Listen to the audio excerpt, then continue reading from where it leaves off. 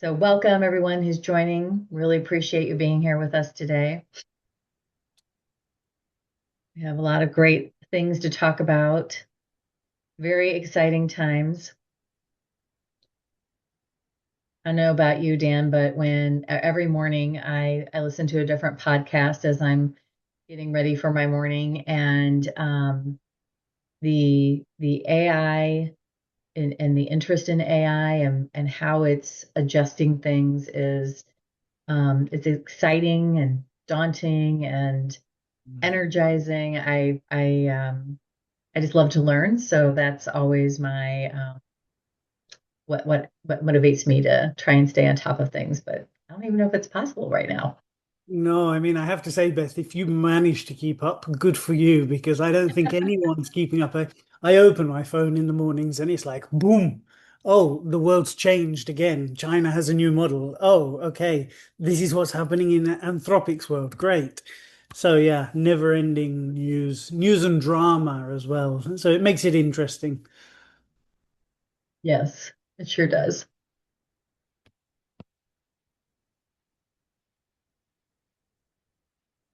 Yeah. So I'm Welcome, just coming. everyone. I'm so sorry. What? Just saying welcome to everyone who's joining. I can see the numbers ticking up.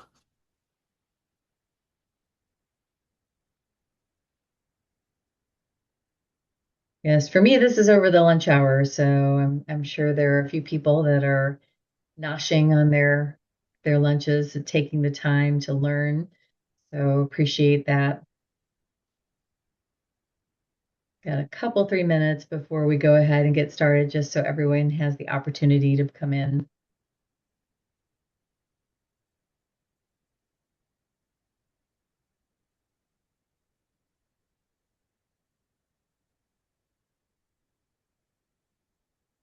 I know too, we're excited about some research that we've recently completed that will be published in the next couple weeks. So be on the lookout for the update on that.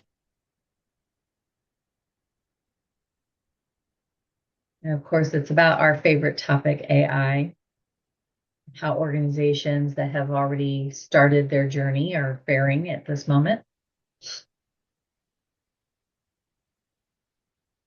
It would be a worry, Beth, if it was on any other topic. If it was on a topic non-AI related, I don't think it would have anybody's interest right now. I guess, the thing too, and I've been through to, several conferences and had the opportunity to participate in a really dynamic workshop with a bunch of learning and development leaders in Chicago recently. And while, yes, the topic and the catalyst for a lot of the conversations is around AI, what is really kind of near and dear to our heart at Excellent is that the ability for people to lead their teams, to have folks interact with conscious business principles is really the foundation for how even AI becomes successful within an organization. I just think that's very fascinating. Yeah, and I think it's a really underserved part of the market right now. Everyone understands that, AI is not being the massive cost-cutting tool that perhaps people thought, misconception, but they thought that it Mhm. was a cost-cutting tool. They thought it would change um, everything in the world of work. And actually, I think it was never meant to be like that. But because that was our misconception, we tried and we pushed and we cajoled, but we never paid attention to that human side. And the Right. technology is more or less accessible by everyone to a greater or a lesser extent. And I think the human side is the differentiator and will continue to be so. I agree. And I think, as we came through the pandemic, or as I lovingly refer to it as the pandemic, the idea that some of those soft skills, we kind of lost our way a little bit on that, um, and bringing that back and helping people within an organization to see that this is truly the way to lead and bring about collaboration, so that you can advance key strategies is really important. So I know we're about 3 minutes in right now, and so I want to go ahead and kick off and be respectful of your time. So again, for those joining us today, welcome and thank you so much. We really appreciate you spending part of your day with us today. We have a couple little housekeeping things that, let's see if I can get there we go. Whoops. A couple housekeeping things that I will run through. Probably a lot of this that you're very used to seeing on the different webinars you attend. Then we'll talk through and I'll pass it over to Dan so that he can really bring you into the quiet reckoning and the way that HR has an opportunity really to step into a new aspect of their role and become true drivers and strategy innovators within their organizations. And then we recognize, well, it's a lot of fun to talk about, the how and the different things that are coming out of this AI evolution, you know, going from the why it's happening into the how. What are some of those practical steps that you as a practitioner, as an organization, need to be, thinking about in order to, drive it home and bring your organizations where they would like to be within the AI world, and whether it even makes sense in some cases, right? Just because all the cool kids are doing it doesn't necessarily mean that right now is right for you. So, a couple of housekeeping things. Throughout the presentation, we will be conducting a few polls. So we would love to get your feedback and information from that. It will help us through the presentation to really lean into the areas that you are most interested in, customize our discussion to help you get out of it what you would like to get out of it for our time today. We will also have the chat open. So if you have a question, do please put your question into the chat. We have someone that is monitoring that for us and will feed questions to us as we go. If we aren't able to really get to the questions during our time, we do have some time reserved for the end of the presentation where we will walk through those questions that you may have. And, if for some reason we are not able to, spend or we used up all our time and are not able to get all of the questions, if you put your name into the chat, we will be sure to reach out to you individually and make sure that you get the answer and information that you have. At the end of the presentation, we will be sending out an email to you that will have a link to the recording, as well as a link to receive a complimentary copy of Dan's book, The Quiet Reckoning. And I think that you will find the information in there really useful and helpful in providing you with a blueprint for this transformation. So if I didn't say it earlier, my name is Beth Grellner, and I have the honor and privilege of working with a wonderful group of folks at Excellent. Today in the U.S., I work as our Executive Director for Growth and Business Development, and I'm also one of our Excellent practitioners for coaching on leadership and in particular, executive presence. With me today, I am very happy to introduce you to Dan Strode. Dan and I have had the opportunity to work together on a few things related to our various offerings at Excellent, in particular around our AI expertise. And he is serving in a capacity as one of our strategic advisors. Dan is an expert in AI and for how it impacts organizations in particular. He also is a professor at IE University and teaches courses on leadership, transformation, and technology. So perfect for the discussion that we're going to have today. You may have known some of his other work from his books. He's the author of The Culture Advantage, the innovator's edge, and from Web 1 to Web 3. But today we're very excited to have him join us to share the Quiet Reckoning, a transformation blueprint for HR in the age of AI. So welcome, Dan, and thank you so much for being a part of this discussion today. Thank you, Beth, and that was a lovely introduction, I have to say. So much appreciated. Oh, no problem at all. It's easy to brag on you. Also want to take just a quick minute for those of you who may not be all that familiar with Excellent and the work that we do. We're very proud to say that for the last 20 years, we've really been involved with helping companies boost their productivity of their teams and their leaders by helping them transform their cultures. This is a quick look at some of the organizations that we have worked with and helped to, bring about the way that they work and lead within the industry. And we just continue to innovate and grow, which is what we're doing with the AI um, solutions map that we're going to talk about in a little bit. So with that, I'd like to go ahead and turn it over, or we have I think a polling question next.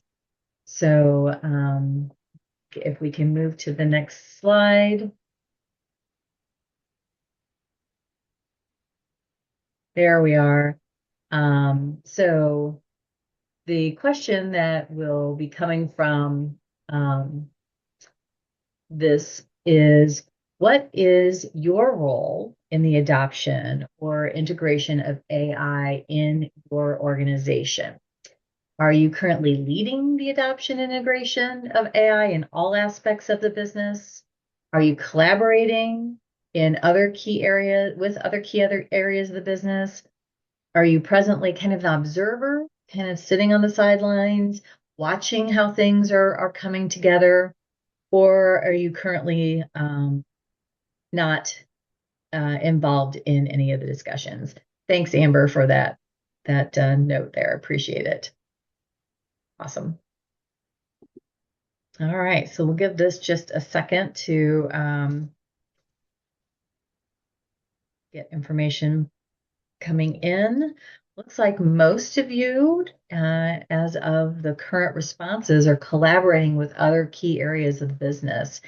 And I will say that for most of the organizations that we talk with, it is a multifaceted, broad group of people within the organization that are helping to drive the AI strategies. So it's good to know that that's carrying through to this. Okay, great. If we can go ahead and move on to the next question. Our next question is, how is your organization's AI journey going? So right now, oh, we've got them both running at the same time. I see. So my apologies for not having realized that as in the polling. But is it, we're considering yourselves to be AI forward. So 30% of you are in that bucket. That's fantastic. We're using AI in some areas of the business. That it seems to be what most people are in that bucket right now, and still trying to figure out the magic formula for how to bring it into all aspects of the business. And we are unsure of our company position on using AI, so not unusual for that, depending on your role in the organization. And then a couple of you are still in the exploratory phases. Well, great. Well, hopefully, information that you'll obtain today will help you as you consider that. So let's go ahead and end the poll. I think I can do that. All right. And there we go. All right. So I just love this quote that Dan has from the book, that AI is not changing what HR is. It is revealing what HR was always meant to be. I think this is a great way of looking at it, Dan. And then, just really have kind of latched onto that and shared that in a number of settings. when you think about the book, what were some of what were some of the driving aspects of your inspiration for writing the book on the or writing the Quiet Reckoning? Well, I think Beth, actually from my side, I wrote my first book, The Culture Advantage, and I said after that process I would never write a book ever again. And I was very lucky because loads of people bought The Culture Advantage, and there's nothing better when you're an author that people say, "Oh, here's a bit of feedback for you. I really enjoyed this part, or I didn't understand that, and if you did it again, would you consider this?" And you get feedback, and unfortunately, it's a bit like being an adrenaline junkie. When you have that feedback, you say, "Oh, how nice it is." As long as it's nice feedback. Obviously, I get hurt by any one-star reviews when they come in. Um, but about 2 years ago, people were asking me, what do we do, Dan, in human resources when it comes to AI? We're completely lost. We don't have a clue. And I said, well, I'm not really thinking of writing a book, but what I'll do is with my research institute, I'll go out to the top 200 companies around the world and try to figure out what are they doing with their HR functions and what are the top innovators in the space doing. And as I was going through that process, and as we were gaining our research and creating that level of insight, it became clear that actually putting a blueprint together, putting a roadmap on paper was something that I had to do, even though I didn't want to. So uh, a few months later, out popped book number 4. So you're a reluctant leader in the area, which is great Yeah. that you were able to draw upon that feedback and your expertise. Well, we are very grateful that you took the risk and took the step to go ahead and write the book. And we're excited to hear more. Well, let me share in that case a little bit about, what were our findings and, what should the best HR functions or HR practitioners be thinking about in terms of the changing way of work. And actually, what I wanted to do, because we've got so many attendees here today, live and direct, and I know we'll have hundreds more watching the replay, is I wondered if everyone would go to the chat right now and just type a very simple yes or no into the chat in response to this question. Are you using AI in your work day in, day out? Type the word yes if you are, type the word no if you're not.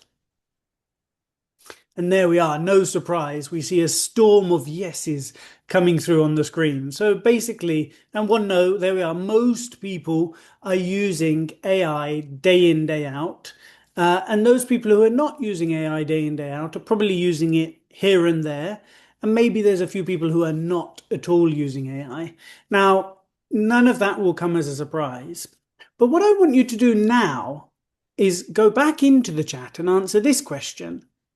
Have you ever thought, is your use of AI making you faster at doing things?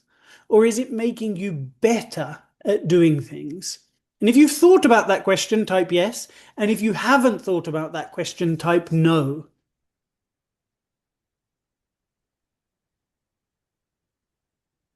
Okay, so most of you have started thinking about that. And then what is it helping you do? Is it helping you be faster? Or is it helping you be better? Or is it both?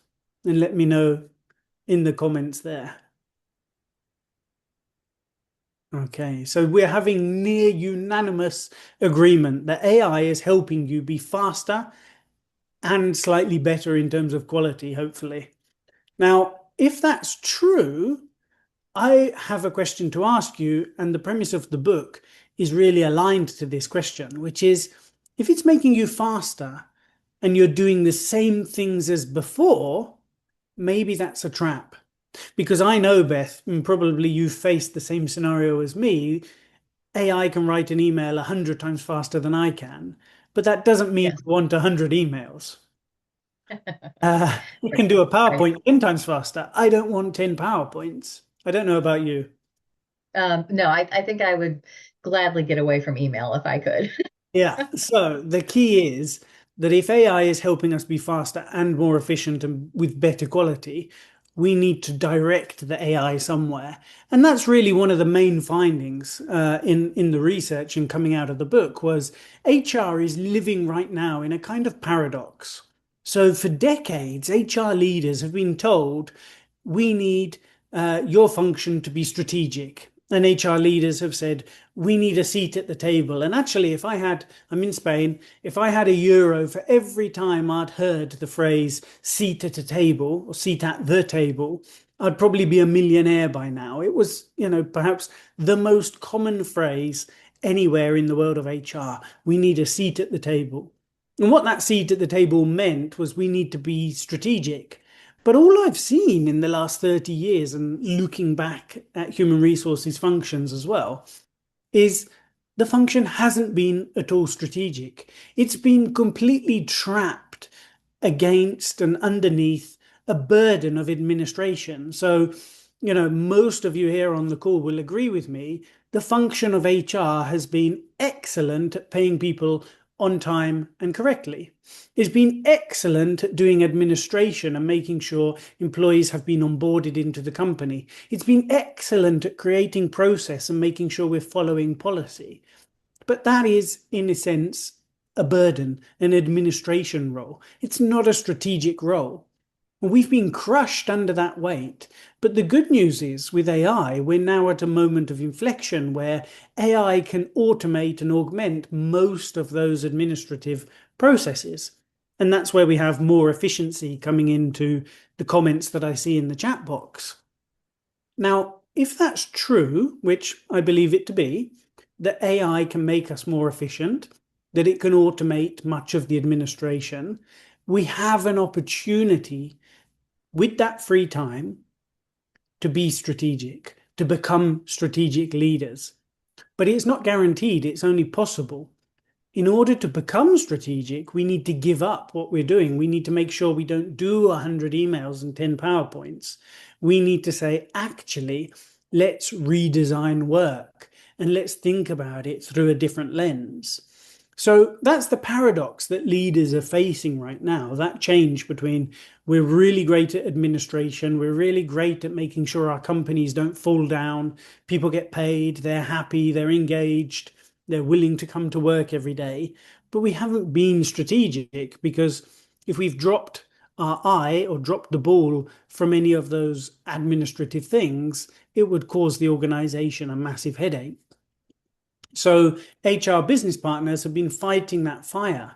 Now, because AI is taking away or has the potential to take away and change that administrative burden, AI has also exposed 3 gaps in human resources teams.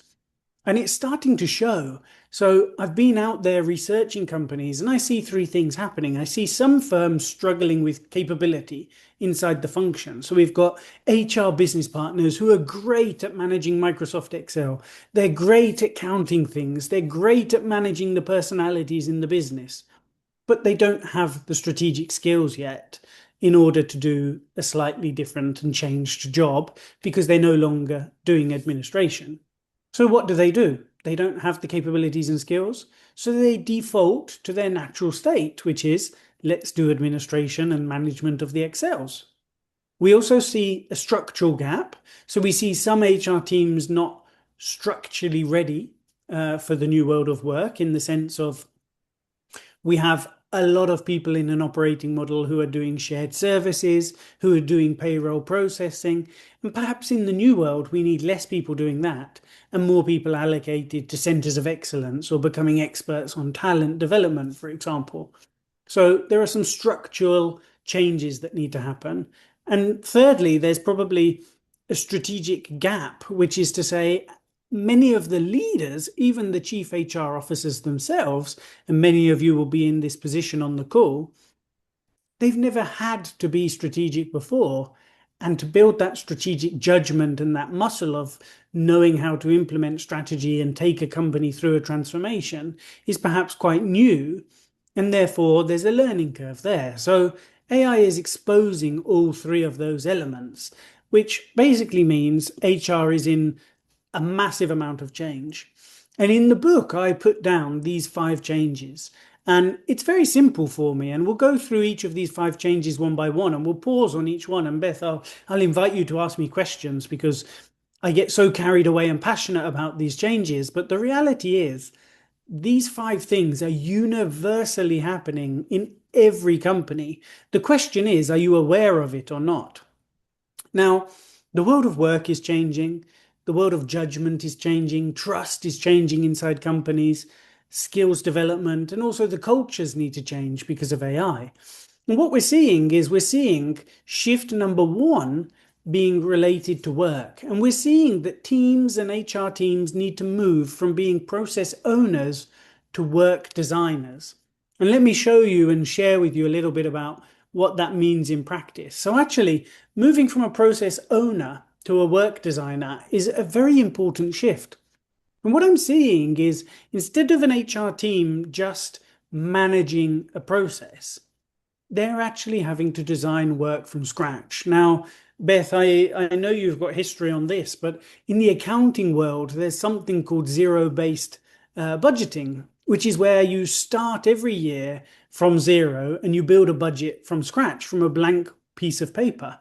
The alternative is the painful one where you use last year's budget and then you tell everyone that they have to increase by 10% the revenue and decrease the costs by 10%. And then you play a game and after a few months you agree on 5%.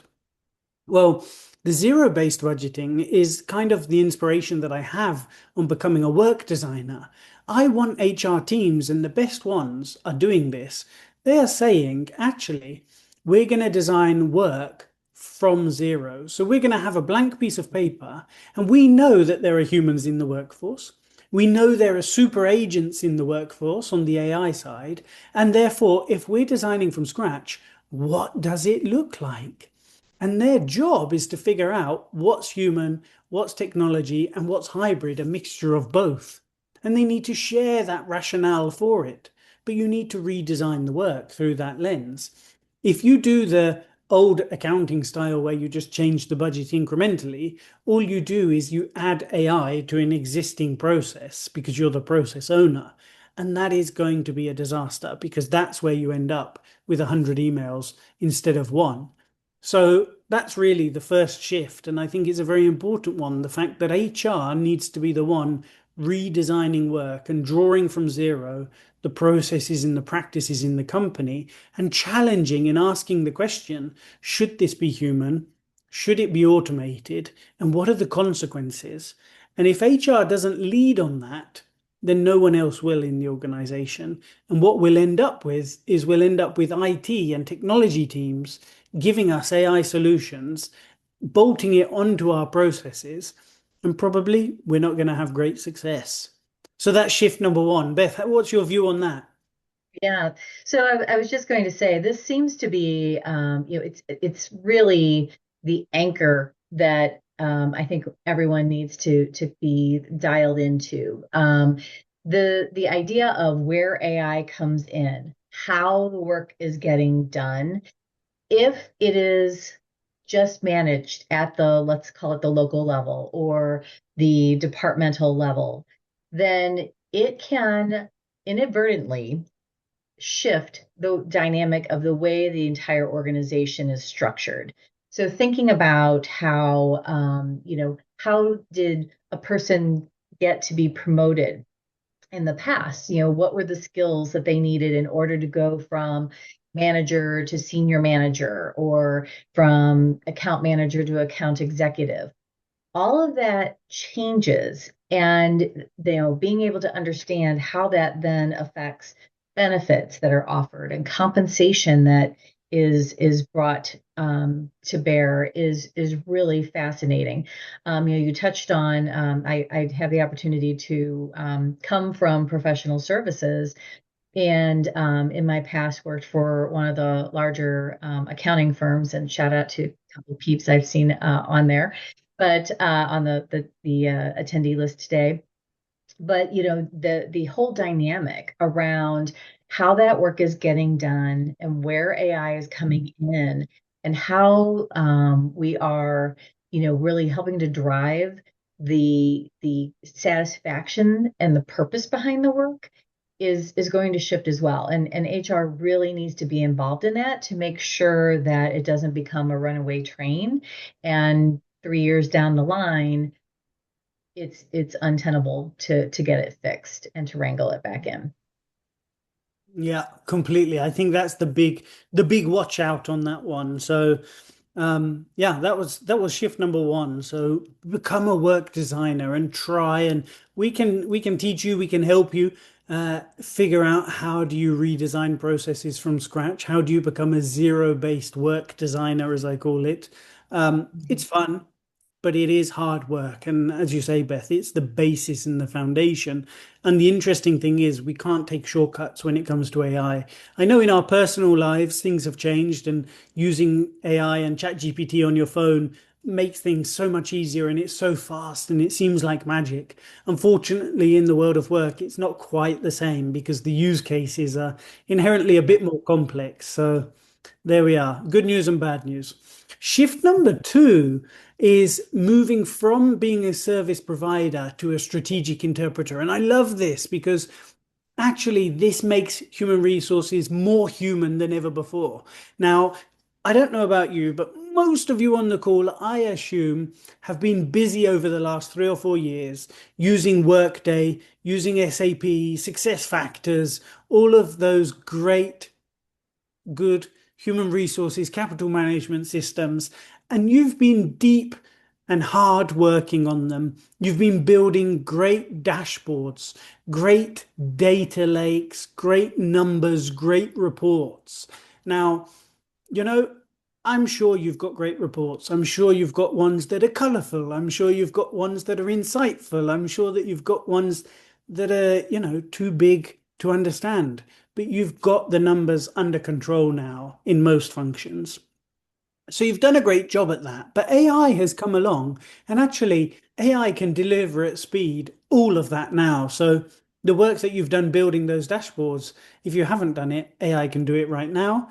And if you have done it, unfortunately, AI has now caught up with that. And it's interesting because AI can give us quite a bit of good information when it comes to the data that we have. It can do things, very complex like skills mapping in organizations. It can help us do performance management with the data, but it cannot become a strategic interpreter. Now, what I mean by strategic interpreter is human resources becomes the people and the function who add the human on top of the data. Now, you don't have to admit it in the chat. You don't have to raise your hand. I'm not going to ask anyone to be the victim.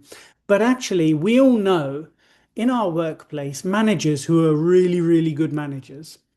And in the engagement survey, they have really, really good scores. And we all know managers who are not good managers. And they also have great engagement survey scores.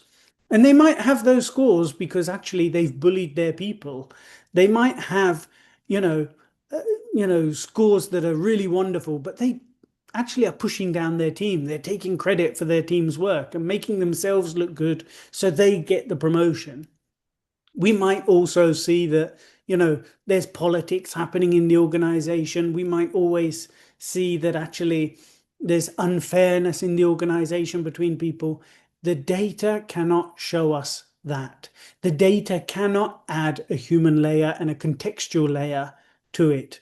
And that's what HR needs to do now. Instead of just providing the service and saying, here's our dashboard, here are the numbers, which AI can do, we can add a layer of judgment to the data and say, here is what AI is missing, and here is our recommendation.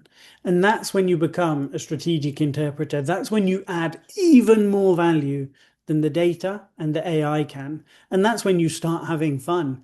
And that's the conversation that I want all HR functions to be having in the C suite with the CEO day in, day out.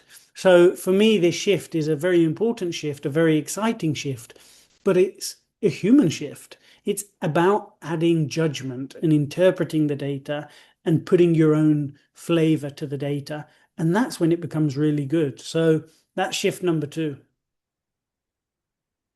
I think that's dead on. And it's, you said something about the skills and understanding what skills you have within your organization as jobs change, knowing that skills set that your people have and what skill sets they need to build in order to get to where you want them to be is going to be increasingly important. And really that's the driver's seat for HR.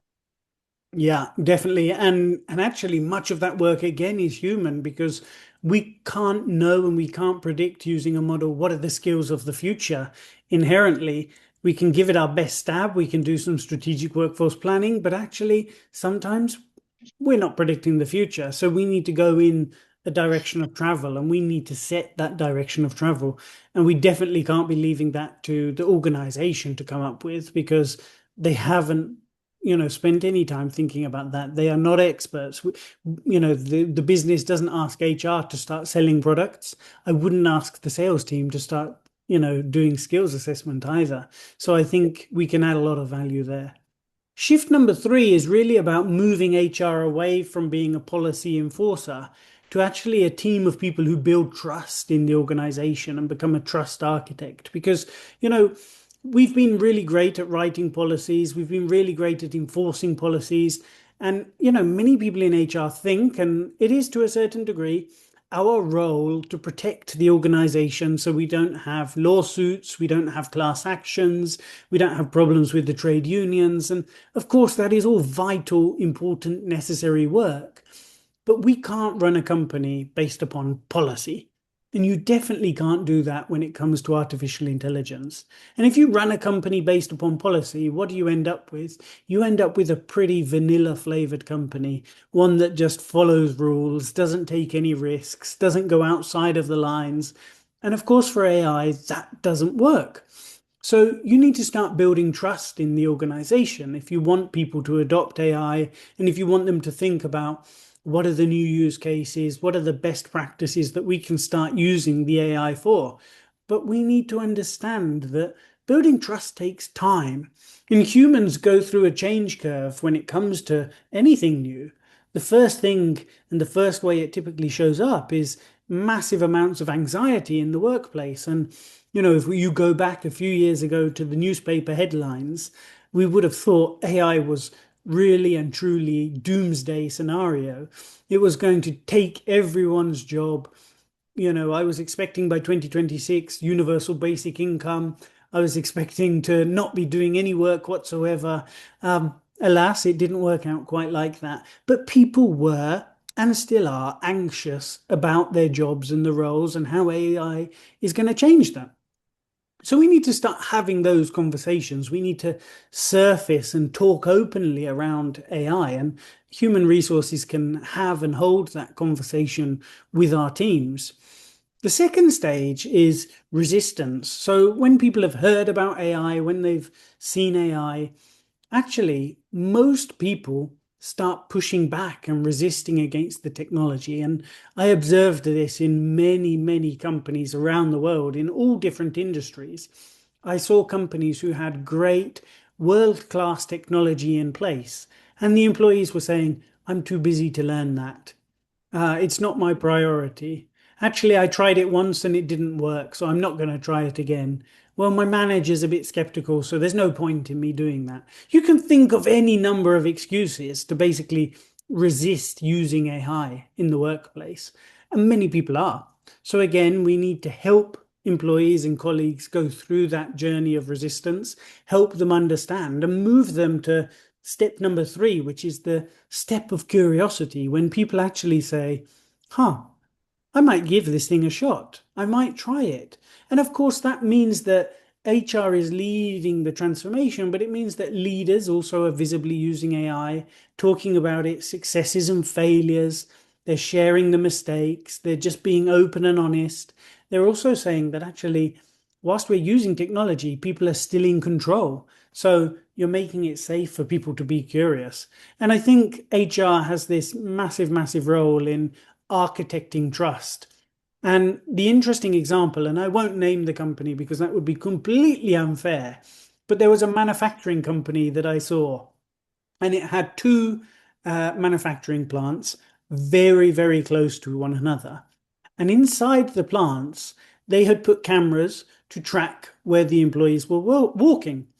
And the purpose of these cameras was to make sure the employees didn't go too close towards dangerous machinery that could have hurt them. And of course, there were lines painted on the floor, but humans being human, we tend to do what we want to do and we don't look at the lines on the floor. So the cameras were there to flag to the management who had crossed the line, who got too close, and have that discussion about safety.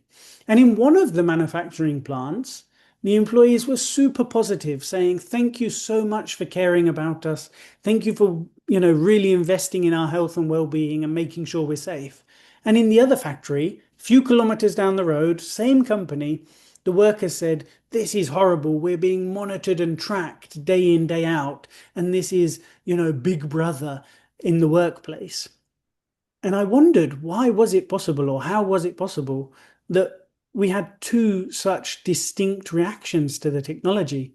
And it was because actually AI amplifies the culture in the environment you have.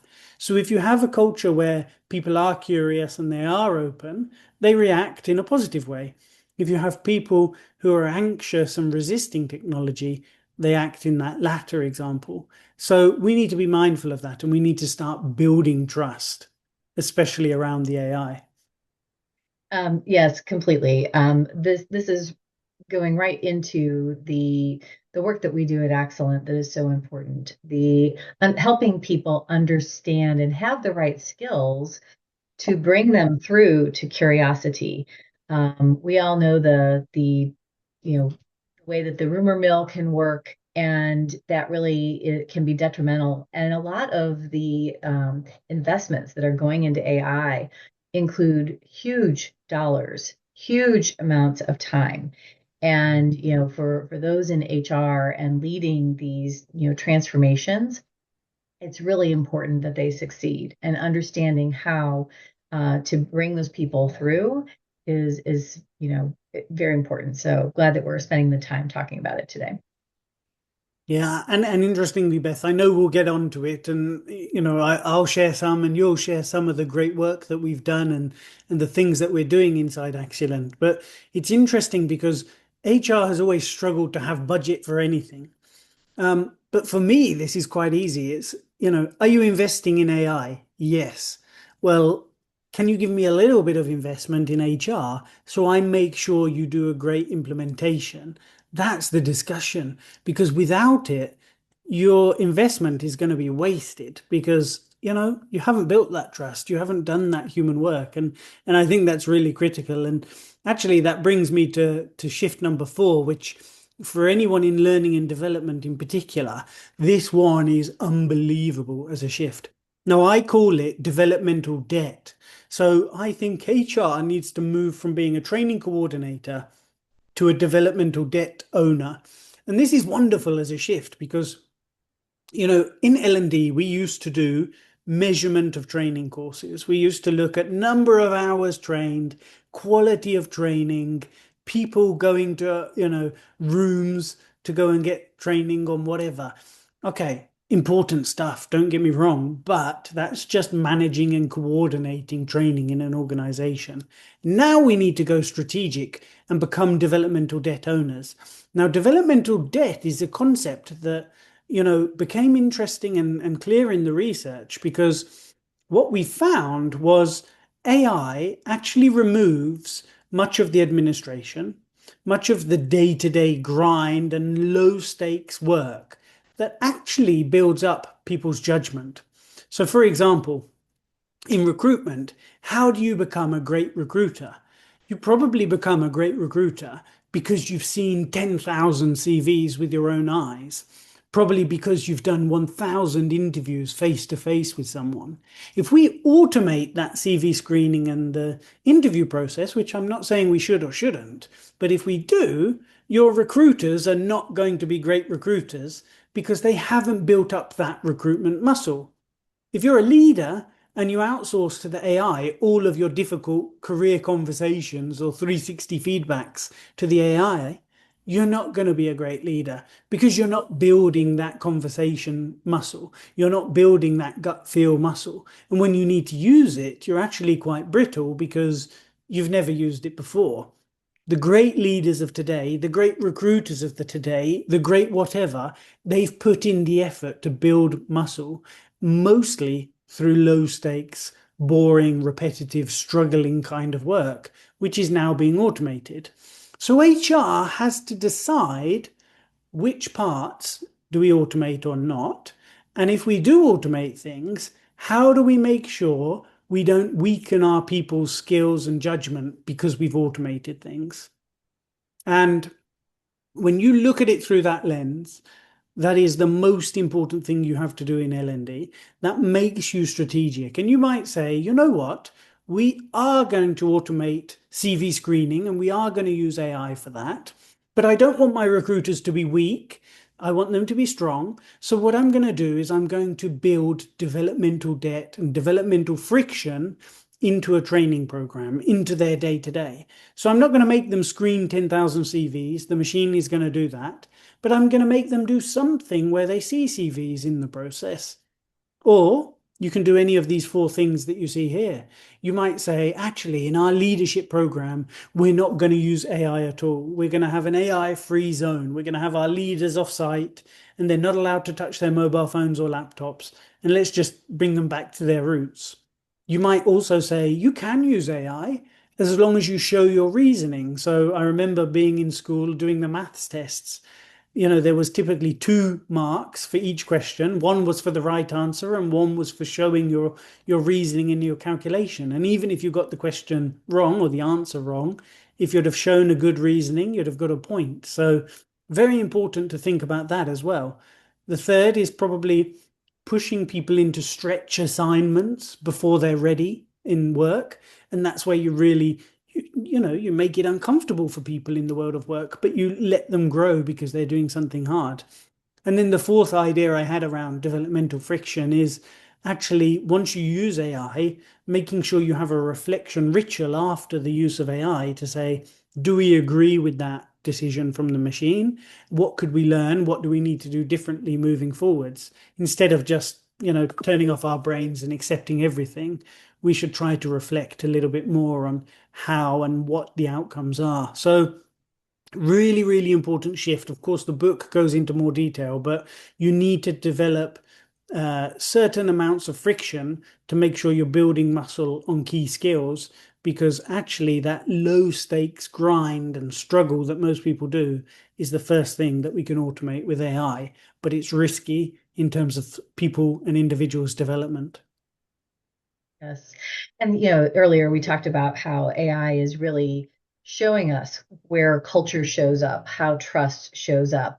But there's also it's really shining a light on where the gaps in L&D have been over the last couple years, especially during the pandemic times, where we've not spent the time on what used to be referred to as soft skills and some of those harder skills. I know I'm very involved with the University of Missouri, and in conversation with the chancellor recently, what's keeping them up at night is how will graduates who used to, get their first job out of college learn the skills that they need in order to go from doing the things in order to see how to be an analyst or how to judge whether the data is correct or not, to now they're being expected to know how to do that because AI is going to be doing those calculations and that early term work.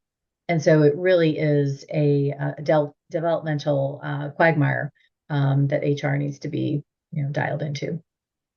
Definitely, definitely couldn't agree more. And the universities, of course, have a great role to play in it. But if they don't know what to do, we're going to suddenly have a workforce that, is lacking in certain things, and that's going to be our responsibility to, quickly upskill them and bring them up to speed. So definitely important. So the fifth and final shift is really HR moving away from being a compliance function to what I call being a steward of the culture, a steward of the environment. And of course, you know that culture is the way we do things around here, the way we do things inside a company, especially when no one is watching. It's our behavior. And of course, in the world of AI, in the age of AI, that includes how we govern the algorithms, how transparent we are, and what accountability and protocols we have in place for using AI.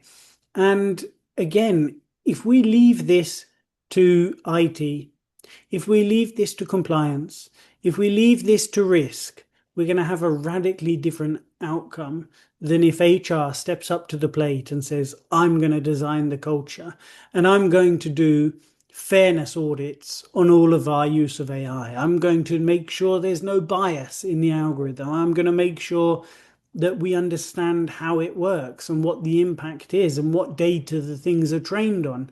I'm going to make sure that we're giving visibility to the employees. We're transparently sharing with job candidates how we're using the data and what we're doing with it. The same with the employees. We're making sure that we don't have, an opaque black box where people can't see what's happening and they don't trust the organization because the promotion decisions, the pay transparency just isn't there. And we're also going to build a culture where actually humans are in the loop and the humans have override protocols. They have opportunities to step in and make sure that they have the last word, not the AI.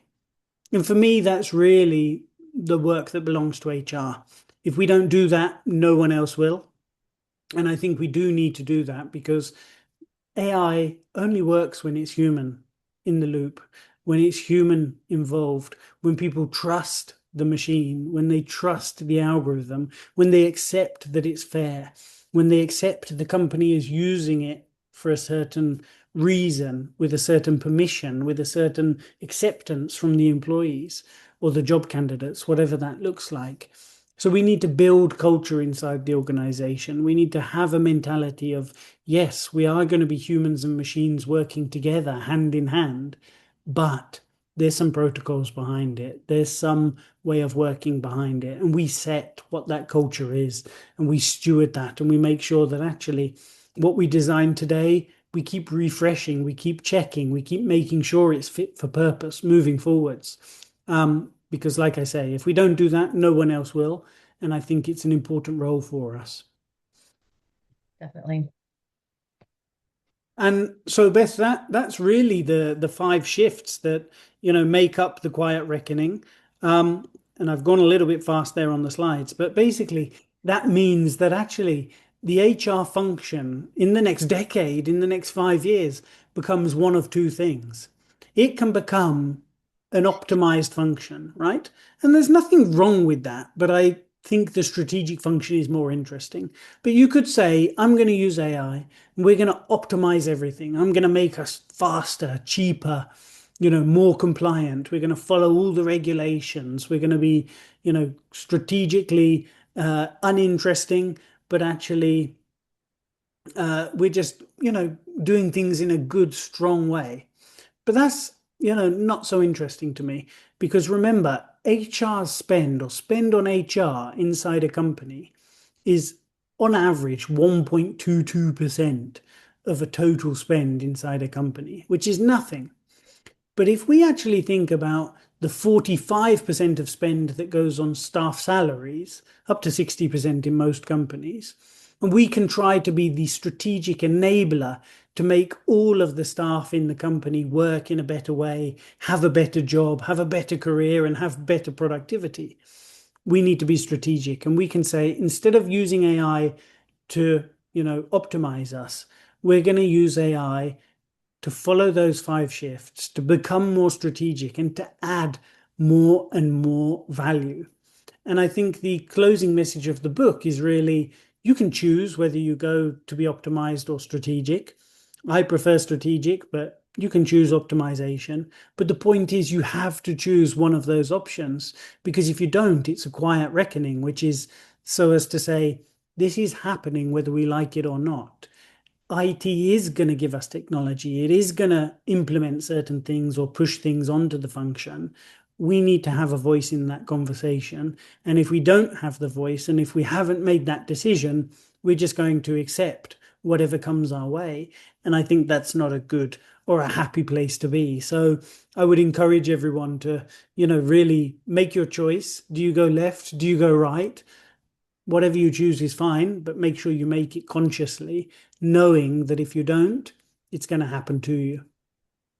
Yeah, definitely. Well, we have a polling question to come up next as we transition into the how to help organizations move.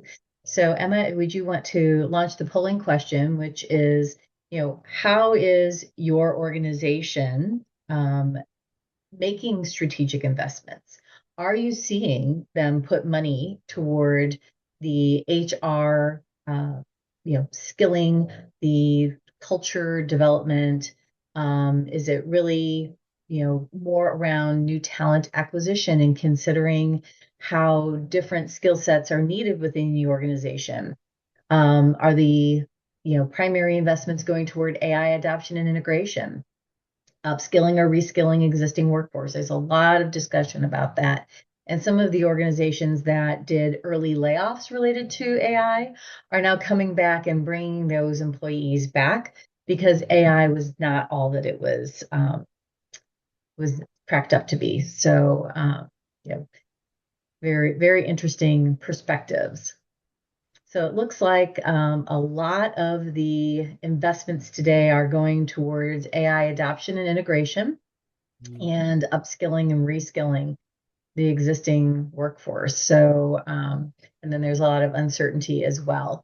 So, probably a really good question to be posing to your senior leaders in order to get into the action and make sure that the things that are needed are being considered, especially as we're heading into budget season, right? Well, great. Well, thanks, Dan, for walking us through all that. Very timely topics, and I love the optimistic viewpoint that this is really an opportunity for HR to grab onto its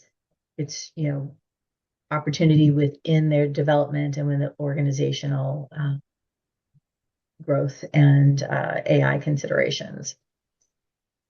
So thank you very much. We can take the poll down and let's move on to the next section. Dan, do you still have control? Yeah, let me see if I can move it on Okay, if you in the don't mind. mile. So we All go from right, the why to awesome. the how now, right?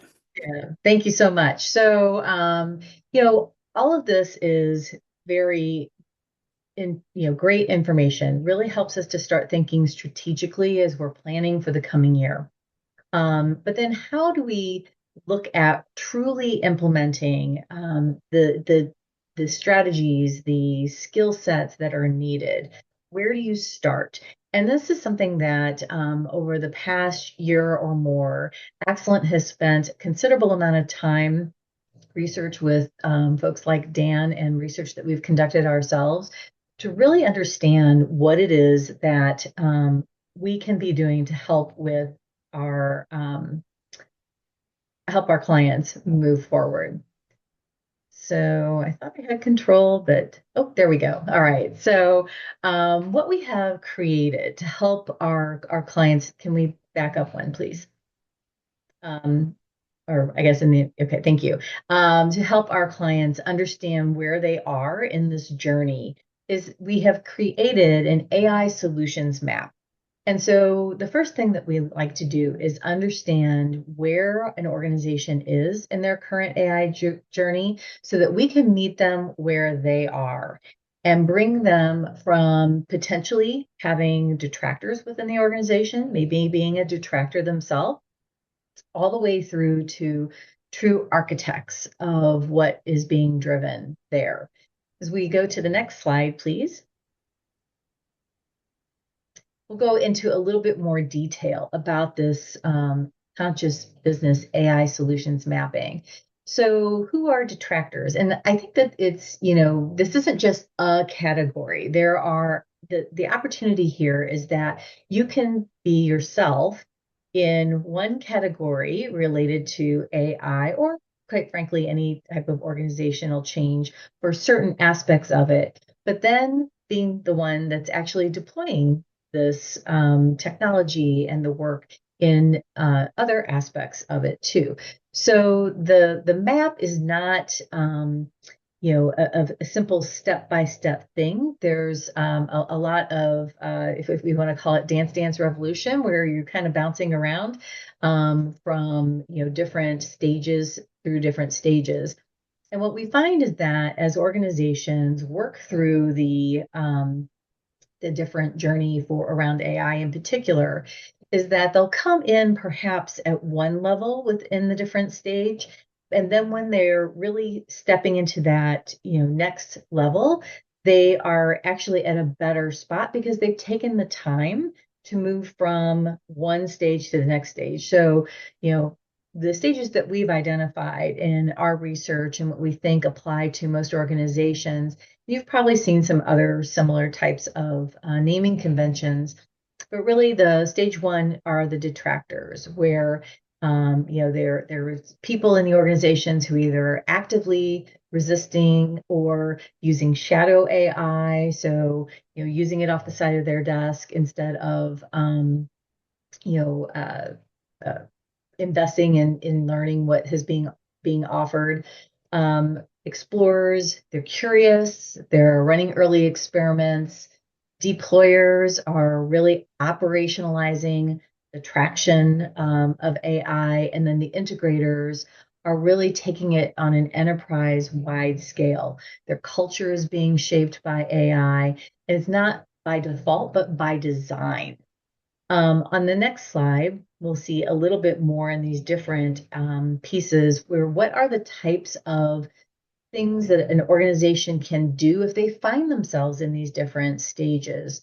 So when you're asking yourself, you're asking your leaders within the organization, are we making conscious informed choices or just reacting from fear? The FOMO, the fear of being left behind, the fear of missing out.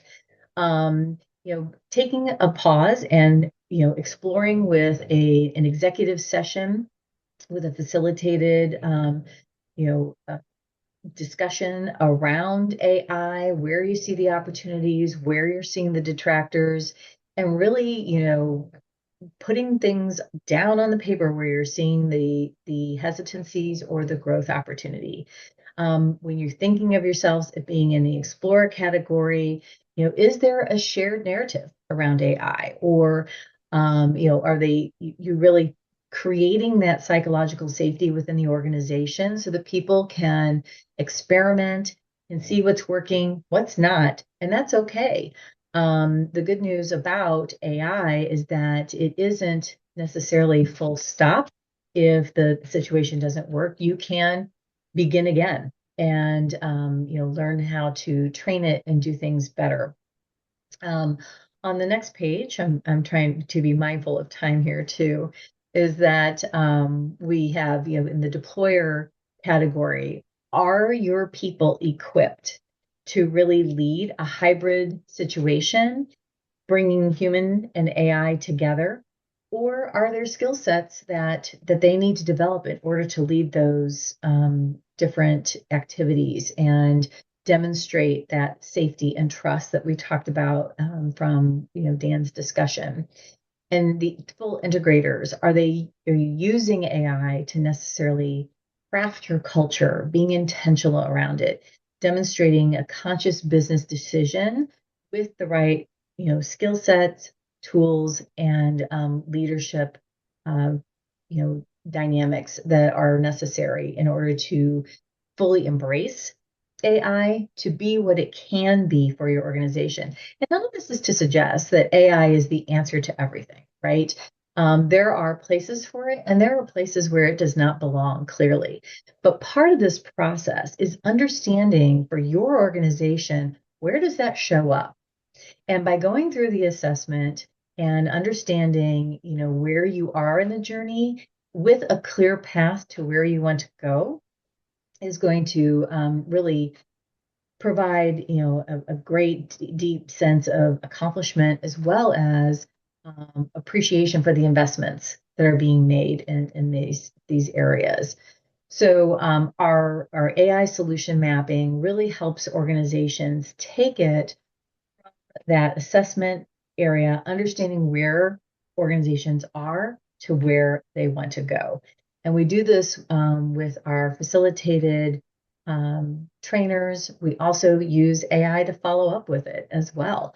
If we are, working with you for your leadership team, providing the coaching through AI that supports the learning during the leadership development pieces of this. As we move into the next page, please. We're curious, where do you think you see yourselves on this map? Are you in the explorer phase, a detractor? Do you think you have detractors within your organization? Are we looking at integrators? Um, and are you clearly seeing that you are crossing several of the different categories? And I see that a lot when I'm speaking with clients that, they might be putting Copilot out there for everyone to use. I actually had the experience of being given Copilot to see how I would use it and where I might find it useful. And, to Dan's point earlier, I didn't know the first place to start with it. So I was like, well, I'm just not even going to spend the time. And now that I understand and see how it can work for me, I find it very useful in certain settings. I do hesitate though to have it write my emails because it just doesn't sound like Beth. And when I'm interacting with a lot of people who know me, I want to make sure that my authentic self is coming through from that perspective. So thanks for sharing that. So a lot of people in the explorer phase, we do see that, and would love to talk more with you. What we find too is while this, AI solution mapping and the coordination around that is is very custom to the organization. Some organizations also have, broader groups of their organization who really need a large scale training on how this comes together. How can they really even think about AI from a business strategy perspective and then adopt it into their leadership style strategies that they're bringing forward for the business in order to be effective. And for that, we've actually had a program. Go to the next slide, please, where we have, oh, I'm sorry, go ahead into the next one, please. Let's go one more, please. And we'll go one more. I'm just watching time. We've had a program in partnership with Duke University that is titled Leading the AI Transformation from Awareness to Strategic Action. We're very fortunate that Dan is actually one of the leaders for these sessions. And so, Dan, would you want to, kind of fill us in a little bit more on how this certificate through Duke works? Yeah, absolutely, Beth, and thank you for leaving me with time. I'm going to make sure that we leave everyone with time for questions because that will be really interesting. So remember, if you have questions, feel free to put them into the chat now so we can see them coming through. We take questions on anything, so it could be anything that we've discussed today, anything that's on your mind, anything that you think we should have answered and we haven't. So anything that you consider, please do add it into the chat if you haven't already. And in Mhm. about 5 minutes, we'll take those questions. So yeah, it is true that Axilent have been working with Duke University and Duke Corporate Education on a wonderful program called Leading the AI Transformation, from strategic awareness to strategic action. So instead of just being aware, what do we do about AI inside our companies? And it's a really great program, like I say. It's a program that is cohort based, so we typically take between 15 and 30 students through the process, and it's a 4 month process with learning every week or every 2 weeks. And we cover quite a lot of material. We cover things all the way from, Axiolen's core of the business around what is conscious business, how can you be a great leader, all the way through to Okay, what's the future of artificial intelligence, and therefore, what does that look like when we design our strategy in the workplace? But everything in between. So, what is good governance when it comes to AI? What are the ethical considerations that we have to think about? How do we run pilots inside our organization? How do we decide to scale those pilots into, full implementations? What are the main risks of AI in the workplace and how do we face those? What are some of the other, considerations that we have to take into account when it comes to engaging our employees? So it's a really comprehensive end-to-end certification. And we blend the learning between, virtual sessions, online sessions where everyone in the cohort is together live with a professor, through to asynchronous learning, applied work use cases. So it's very, very comprehensive in that sense. And the people who are getting most benefit from this are perhaps, the C-suite, the executives inside an organization, because it is strategic. It is strategic and requires you to do some strategic work during the program and apply some of the principles that you're learning to the workplace so you can really, get a grip of, how do you apply these things? What are the impacts it can have? And then bring that to the table and have a discussion with us about it. And the interesting thing is, as well as there being absolutely world-class faculty from around the world, we've hand-picked, cherry-picked the best experts on their topics. You get a credential at the end of the program. So you get a certificate of completion that is recognized by Duke's corporate education arm and Accelent. And it's interesting because Duke, as you probably know, especially if you're in the United States, they are consistently ranked the number one worldwide in corporate education. And it's been interesting because we've co-created this program with them. We brought all of the know-how around AI and around conscious business and great leadership. And they brought the academic rigor and the structure and the program and the certification. So it's really been a match made in heaven, I could say. The experience of Acculent combined with the academic rigor of Duke has created this world-class program. And, like Beth said, I've been luckily involved in this and been the lead faculty and coordinator of programs and cohorts. And, the interesting thing is people learn lots, but they love the program as well, which always, makes me very, very happy to see that. So, as I say, it's a 4-month program. You've got about 7 live sessions in there. You go with a cohort so you can discuss, you can learn. The best is when we have cohorts of companies go through it. So you have a group of peers going through it. So you can all start fostering the new culture. You can all start thinking about how do we become great leaders? And you build hands-on AI competence and real examples.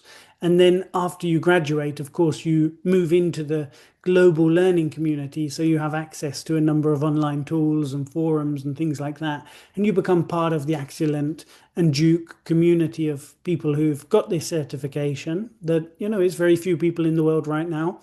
It's going to be more, of course, but it's still going to be a small group. And you'll always be able to be in contact with your peers, bounce ideas off them, keep in touch with the professors and the facilitators during the program. So I think you gain an awful lot by coming through this kind of program. And of course, you walk away able to do all of this stuff. You completely respond to the 5 shifts in the quiet reckoning, but you completely respond to becoming a leader, which is, with a mindset of human and machine. You completely turn into someone who's a cultural steward and can build culture that makes AI thrive across your teams. You'll understand what are your people saying and how they show up when they're talking about trust or reluctance to embrace the technology and so on. So really, really gives you not only a foundation, but something very, very practical that I encourage all of you to have a look at the program in more depth and consider if it's something that's interesting to you or your organization. But it's definitely one of the more comprehensive programs I've seen in the market. So we're going to Definitely. launch the final poll, aren't we, Beth? Yes, we are at the end. So if you and your organization change nothing, what does your AI situation look like in 12 months? Please, please select.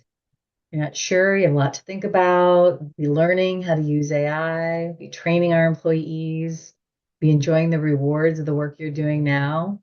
Good. I like to see several uh, pinging that one. Um, Training people, good. Learning how to use AI in the business, and still a lot to think about. So, very good. Thank you for sharing that with us. I know there's much to be considered here. We do have several questions, so why don't we go ahead and close the poll, and then we want to move to the last slide. Um, we can get to these questions because I know that's really what you're most interested in hearing from the session. So we will be sending you a follow-up email after the session, and that will include the link to download your copy of Dan's book, The Quiet Reckoning, a transformation blueprint for HR on AI. Um, we would love the opportunity and are offering a quick assessment with one of our excellent professionals to help you think about where your organization sits in an AI solutions map and what your opportunities are for driving that AI strategy. And then we'd be more than happy to also send you a copy of the course brochure for the Duke University and excellent um, certification on the business AI business strategy and leadership. Um, so also want to get to these questions now. So I'll read them out loud, and then Dan and I can do rock paper scissors on who gets to answer them. So what separates the organizations that are doing AI well from the ones that are spinning their wheels? I have my thoughts on that. I think that from talking with many Fortune 500 organizations, attending different conferences, benefiting from the research that we have done and many in our organization have participated in, that we see people who are getting a variety of people involved in the process of within their organization, especially making sure that their C-suite has a thoughtful approach and a thoughtful strategy around AI. Um, I think oftentimes we've seen where, the CEO will read an article or someone will send them some information and then they want to get on the bandwagon. And that can present a lot of pressure to the technology teams and the HR teams in terms of being able to implement so that the board, the investors feel like there's movement there. And so I think the ones who've been successful are the ones that have taken a step back and really been thoughtful about where they are within the organization and how they're going to bring it forward with a very collaborative strategy that comes together. Dan, anything to add to that? No, I think Beth, that's a good summary. Okay. Let's see, what an example of an HR team we've seen successfully become more strategic because of AI. What did they actually change? I think probably I would take the from service provider to strategic insight shift. I think that's the one where most teams have been able to go fastest on because they've had the data, they've got the dashboards, and now they're saying, let's add that human layer of human insight, context to the data and start making recommendations. And I've seen the best teams doing that. I've seen them changing and staying, instead of just turning up to meetings and saying, here's the data, actually turning up to the meeting saying, here's our conclusion and here's our recommendation and insight. And it seems to me that, that's one where teams have progressed quite well and they've really spotted the opportunity to be more strategic there. I've also seen a few teams start changing their operating model and their structure in response to AI. So typically, I'm seeing three layers inside an organization. I'm seeing a strategic layer inside HR, and you've got the business partners and centers of excellence or centers of capability, as I call them. And then you've got a middle layer, which is quite new, which is your self-service, digital, automated, AI-enabled layer. And that's a layer of digital tech where employees and managers interact with an app in order to do their HR transactions. And then at the bottom of the house, you've got, and not the bottom of the house in terms of importance, but the foundation in terms of you've got the HR operations and the people who make sure the company keeps running from the technology side and also the process side. But it's interesting because that top of the house in terms of the strategic layer and the HR business partners, what I've seen in the high performing companies is I've seen them reducing their time spent on administrative burden and increasing their time in the business, talking to the business, knowing how does the business make money, what's coming down the pipeline, what are the challenges, spending more time in the front line, seeing what employees are facing, being in the manufacturing sites, in the shops, whatever that looks like. And that's been time that is strategic, but they never had that time and opportunity to do that before. And those who've spent that time knowing the business, getting to know the people in the business, getting to know their needs, their worries, their preoccupations, they've definitely become more strategic. So they're probably, a couple of good examples, but a lot of companies are becoming more strategic in terms of their HR and they're doing everything across the five shifts. Yes, I would agree. Our next question is, where are organizations currently getting stuck with their AI integration? And I think as we have seen and have been working with companies, it's that space where they've done some method of deployment, whether it's Copilot or an Claude enterprise account, Chat GPT enterprise account. There are two things that come along with that. The first is they've put forward these enterprise accounts without the appropriate planning for it. So how do they get the right data, make sure that the data that they want their AI, their enterprise AI to have access to, it's the right data, it's good, clean data, because then once you start using it, it's the old adage, garbage in, garbage out. And so that can then sometimes create frustration from the people doing the work because they recognize that the work product isn't what they were expecting or not up to par, and it's either creating rework or what have you. The other place is where there's siloed uses and siloed rollouts. So it's not a tool that you can just reserve for one part of the organization. Either this is going to be something that everybody has access to, or you're creating fiefdoms within the organization. And sometimes your best ideas for where you might be able to utilize AI most effectively will come from the most unsuspecting places.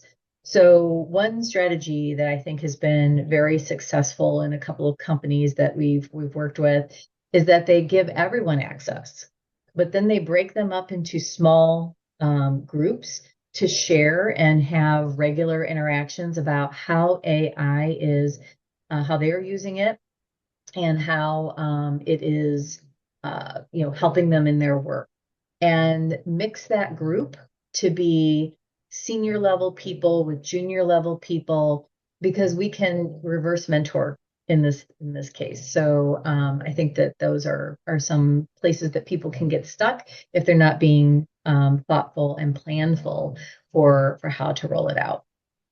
A couple more questions here. What key skills do organizations need to strengthen when thinking about their AI strategy? Would you like to weigh in on that one, Dan? Yeah, I mean, there's obviously loads of skills, but it's interesting because we recently did in Excellent some work helping one of the biggest multinationals in the world create their AI strategy, and it was very interesting doing that piece of work because what we found was actually governance was an interesting skill that they needed to be aware of and they needed to start paying attention to, because what they'd done was they'd had loads of little AI pilots in different areas of the business. They'd had many that were duplicating. And basically, they realized we didn't have any governance or control over what was going on. So they had to build that function, that skill, that way of working. And, I think that was particularly revealing in terms of what we learned and what they learned during the process. Governance is fundamental. But I guess the question perhaps also is, very much about what's either a hard skill or a soft skill. And I really do think if you're going to build an AI strategy, you probably need to build that skill of thinking big, thinking from a blank page. Instead of just applying the AI to what you have today, AI can do three things. It can make you faster, it can make you better quality, but they're both incremental things. They're small things that will move the dial 1 or 2% in your business. The third thing that AI can do is it can create you brand new business opportunities. And I think that's the massive win for most companies. But no one's really there right now except the disruptors and the transformers, because they haven't spent time thinking strategically around what's our big picture, what's our visionary outlook, what are the massive use cases and areas where we can go into new territory. And I think most companies, they would do well to really think like that and develop that skill of rethinking their business model, basically. Yes. I would also add that, it's that the collaboration, the trust building, the ability to communicate, communication skills. I think it's easy to start thinking about interacting with an AI agent or aspects of AI, and we forget that as the humans driving AI, I feel like I'm in a science fiction movie. As the humans driving AI and getting it to focus on the problems that we know are the problems to solve. We have to be able to interact with the people that we work with. And it's not, I find myself, because this is just the way I talk, when I put something into Claude, I'm like, would you please, blah, blah, blah. And at one point, I stopped myself and I was like, am I really asking AI, would you please? I still have that, but it's just so ingrained. I was like, you know what? I can't stop myself from doing that because that's just part of who I am. So, making sure that we're using those communication skills to make sure that people understand that we respect them and that we have, trust amongst ourselves. And then, and we've got about 5 minutes left. Our final question is how, if at all, do you think the AI era is influencing the cultural archetype the company should be building? Hmm.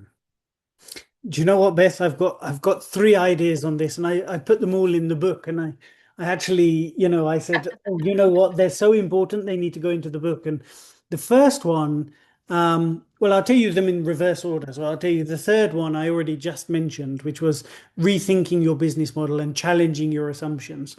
So we need to build that cultural mentality of saying just because we do something like it today doesn't mean we have to do that in the future.